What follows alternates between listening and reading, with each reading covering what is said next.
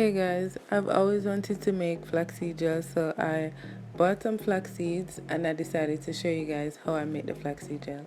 So first, I'm adding 1.5 cups of water to my pot, and then I'm going to add half cup of flaxseed to the water.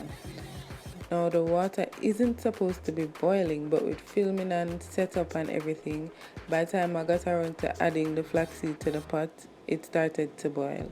But anyway, that don't matter.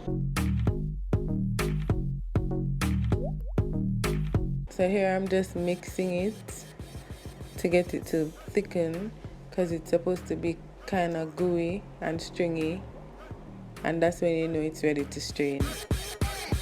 So I think it got too thick, so I had to add more water to it, and that's why it's not boiling. But anyway, as you can see, it's kind of gooey enough, so now I'm going to begin straining.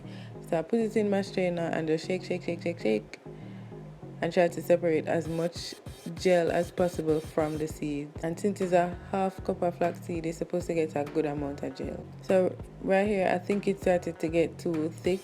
I don't know, because it wasn't coming through. Yeah, it was getting too thick. So I add it back to the pot and add a little bit more water, like probably a quarter cup more or a half cup more.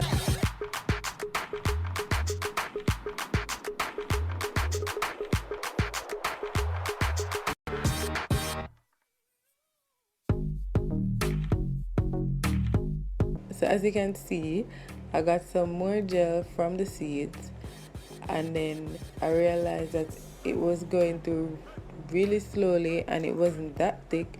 So then I got this bright idea to use a wider strainer, and as you can see, I got so much more gel from the seeds.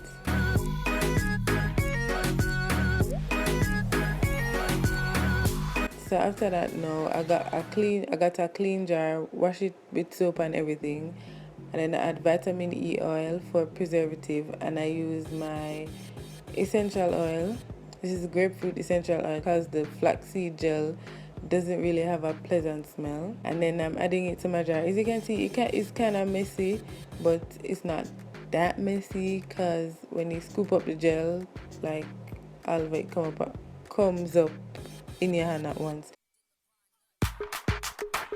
So I just shake everything together to combine all the ingredients. I'm just placing it in the freezer because I'm going to use it shortly after. Stay tuned for part 2 of this video, where I show you how I use the gel to achieve this wash and go. I hope this video was helpful to you guys, and let me know if you tried. If you like this video, give it a thumbs up. Thank you for watching, and don't forget to subscribe. Bye.